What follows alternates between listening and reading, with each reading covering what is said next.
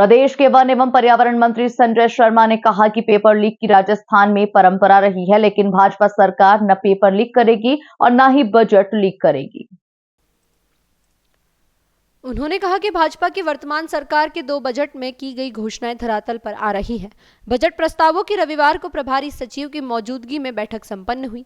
उन्होंने कहा कि इस साल बजट में अलवर को तारामंडल पानी की योजनाएं एवं सड़कों की सौगात मिली है, लेकिन संशोधित बजट में अभी अलवर जिले को 2 और बड़ी सौगात मिलने की उम्मीद है। वन मंत्री शर्मा रविवार को मिनी सचिवालय में बजट प्रस्तावों की समीक्षा बैठक के बाद पत्रकारों से बात कर रहे थे।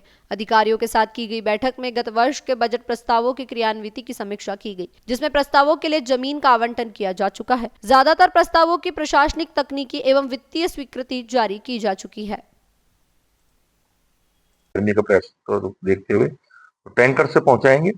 साथ ही साथ प्रयास ये रहेगा कि इस गर्मी में आम जनता को पानी की समस्या से जूझना ना पड़े, और मैं और माननीय सांसद महोदय इसके लिए कृत संकल्पित हैं। लगातार कांग्रेस आरोप लगाती है कि इस बजट में पुलिस सुरक्षा को लेकर कुछ नहीं दिया गया है।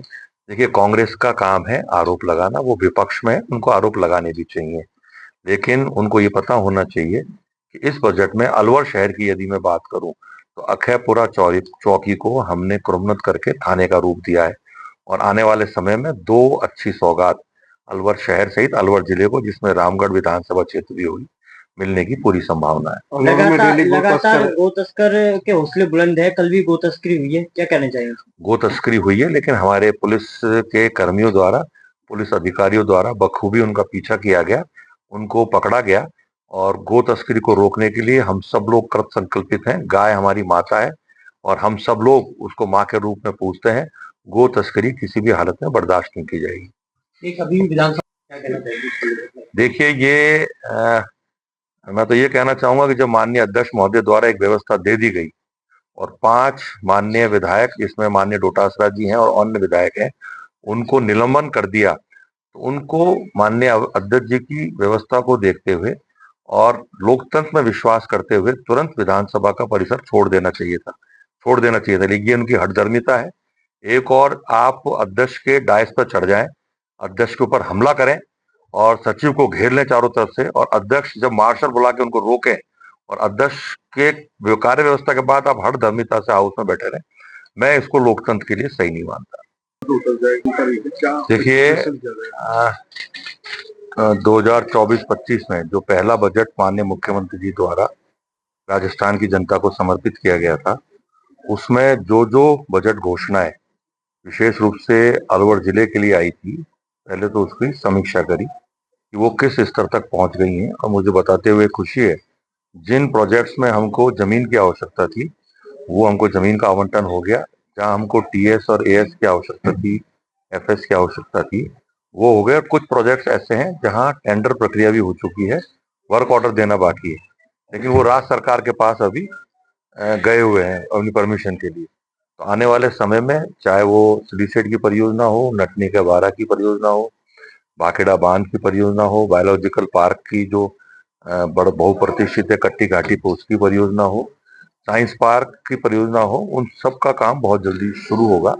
और इस बजट में मुझे बताते हुए खुशी है कि माननीय मुख्यमंत्री जी द्वारा अलवर शहर सहित जो हमारी अन्य विधानसभाएं, चाहे वो रामगढ़ हो, चाहे कठुमर हो, थानागाजी हो, अलवर ग्रामीण हो, रायगढ़ लक्ष्मणगढ़ हो, वहां सड़कों के लिए भी बड़ी मात्रा में पैसा दिया गया है। और यदि अलवर शहर की बात करें तो साइंस टेक्नोलॉजी विभाग जो मेरे पास है, उसमें हमने पिछले बजट में साइंस पार्क लिया था। इस बार हमको माननीय मुख्यमंत्री जी द्वारा प्लानिटोरियम दिया गया है, तारामंडल जिसको अपन कह सकते हैं, तारामंडल दिया गया है। पानी के लिए 25 करोड़ की योजना दी गई है, जिसमें अलवर शहर के अलग अलग हिस्सों में 7 बड़ी टंकियां बना करके, बोरिंग्स करके अंतिम छोर तक पानी किस प्रकार के पहुंचे उसकी चिंता माननीय मुख्यमंत्री द्वारा की गई है। सड़कों के रूप में जो महती आवश्यकता थी, भूगोर बाईपास से लेके हनुमान चौराहे तक, क्योंकि उसके आगे तो 4 लेन बना हुआ है, उसकी सौगात हमको दी है। रामगढ़ के अंदर सड़कों को दिया गया है। मेरा ये मानना है कि बिना किसी भेदभाव के, जहां बीजेपी का विधायक है वहां भी, जहां बीजेपी का विधायक नहीं है वहां भी, माननीय मुख्यमंत्री जी ने आम जन के हितों को ध्यान में रखते हुए, चाहे वो 24-25 का बजट हो, चाहे 25-26 का बजट हो, उसमें बजट का आवंटन भी किया गया। और उससे बड़ी खुशी की बात यह है कि माननीय मुख्यमंत्री जी हर बजट घोषणा की खुद मॉनिटरिंग कर रहे हैं। आज संपूर्ण राजस्थान में जहां जहां जिला प्रभारी है, मैं सीकर का प्रभारी हूँ, लेकिन मुझे पहले सीकर की बैठक लेने के लिए कहा गया, फिर मैं सीकर की बैठक करके अलवर आया। अलवर की बैठक करी। माननीय मुख्यमंत्री जी का ध्येय ये है कि बजट घोषणा केवल बजट घोषणा बन के ना रह जाए, वो धरातल पर आए, अमली जामा पहनाया जाए और आम जनता को उसकी राहत मिले। आप जो आपने भेजा हो, जो हमें उम्मीदवार को, देखिए, पेपर लीक की राजस्थान में परंपरा रही है, लेकिन हम पेपर लीक नहीं करेंगे। बजट लीक हो जाता है तो वो बात मजे भी नहीं आते, लेकिन आशा रखिए अलवर जिले के लिए अच्छी सौगात, ये 2 मौके हमको मिलने वाले हैं।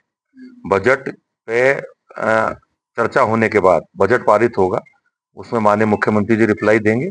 उसके बाद अलग अलग विभागों की डिमांड्स आएंगी, उसकर ऊपर भी लास्ट में कंक्लूजन के लिए माननीय मुख्यमंत्री जी जवाब देंगे। तो मुझे पूरा विश्वास है कि जो योजनाएं इस बजट प्रस्तुतिकरण में रह गई हैं, आने वाले समय में माननीय मुख्यमंत्री जी द्वारा अलवर जिले को सौगात के रूप में दी जाएगी।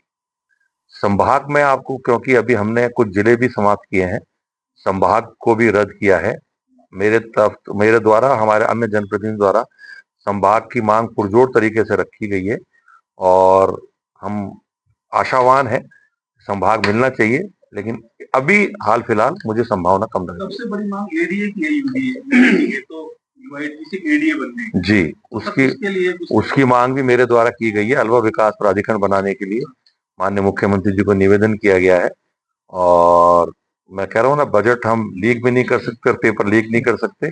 आशान्वित है कि मुख्यमंत्री जी सौगात देंगे। टेंडर भी अटक गया है। श्री सेठ का कोई टेंडर नहीं अटका है। श्री सेठ की टेंडर प्रक्रिया पूरी हो चुकी है, टेंडर खुल चुका है, लेकिन वो योजना स्वीकृति के लिए राजस्थान सरकार के पास गई है और उसके लिए जो फॉरेस्ट की एनओसी थी वो मेरे ही द्वारा स्टैंडिंग कमेटी में क्लियर करके स्टेट वाइल्ड लाइफ बोर्ड जो माननीय मुख्यमंत्री जी की अध्यक्षता में है, उसमें हमने सर्कुलेशन के माध्यम से उस प्रस्ताव को भी सहमति दे दी है और आने वाले समय में सिली सेट का काम, मेरा ये मानना है कि मार्च तक हम उस कॉन्ट्रैक्टर को वर्क ऑर्डर दे देंगे। और मैंने पहले भी कहा था कि योजना बड़ी है, अच्छी है, अलवर शहर का स्थायी समाधान होगा इस योजना से और 1 साल के अंदर अंदर हम सिली सेट से पानी अलवर शहर को उपलब्ध करा देंगे। कोई नई रणनीति, देखिए, कोई बड़ी योजना बनती है, छोटी योजना बनती है, उसमें एक सरकारी प्रक्रिया होती है। योजना घोषित होने के बाद उसमें टेक्निकल स्वीकृति, पहले प्रशासनिक स्वीकृति, फिर टेक्निकल स्वीकृति, फिर फाइनेंस स्वीकृति, एक प्रक्रिया है। बजट का आवंटन, फिर टेंडर प्रक्रिया आती है। टेंडर खुलने में 1 महीना लग जाता है, फिर टेंडर पूरा होने के बाद एक पैसे की लिमिट है, उससे ऊपर अधिक होगा तो वो राज्य सरकार के पास स्वीकृति के लिए जाता है। एक समय सीमा के अंदर वो काम शुरू हो जाए, इसके लिए माननीय मुख्यमंत्री जी सहित हम सब लोग प्रतिबद्ध हैं और हमारे अधिकारीगण इस काम में बड़ी बखूबी लगे हुए हैं। गर्मी आने वाली पानी की समस्या भी बरकरार है, जब तक सिटी से नहीं आएगा, ये यार सिटी नहीं आएगा, इसको लेकर फर्दर कोई ऐसा ही। देखिए, गर्मियों को देखते हुए जो मेरा खुद का विधायक निधि का कोष है, 5 करोड़ मुझको मिलते हैं विधायक के नाते, उसमें मैंने 36 बोरिंग स्वीकृत करी हैं और मुझे बताते हुए खुशी है, उसकी एएस, टीएस और एफएस तीनों जिला परिषद द्वारा जारी कर दी गई हैं और बहुत जल्दी उन 36 बोरिंग का काम शुरू हो जाएगा। 8 बोरिंग ऐसी थी जो ड्राई हो गई थी, उसके एवज में हमने माननीय मंत्री महोदय से आग्रह किया, वो 8 बोरिंग की स्वीकृति हमको मिल गई, उनका काम शुरू हो गया। 5 बोरिंग जो राज्य सरकार द्वारा प्रत्येक विधायक को दी गई थी, उसका स्वीकृति जारी हो गई और वो काम भी बहुत जल्दी शुरू हो जाएगा। उसके अतिरिक्त जो ये 25 करोड़ का बजट दिया है, उसमें टाइम जरूर लगेगा, लेकिन बड़ी टंकियां बनेंगी। जहां दूरस्थ क्षेत्र पानी की समस्या है, उन टंकियों को बोरिंग के माध्यम से भरा जाएगा और जो सिलीसेड की योजना है वो सीधा पानी टंकियों को बूस्ट किया जाएगा। उसके साथ साथ हम नटनी के 12 पर भी बोर ले रहे हैं, अमृत जलम योजना 2 के तहत, जिसमें 120+8 बोर का प्रपोजल लिया है। कुछ बोर हमारे नटनी के 12 पे होंगे, कुछ रूपारेल नदी के पास होंगे, विजय मंदिर का जो हमारा पंप हाउस है वहां होंगे।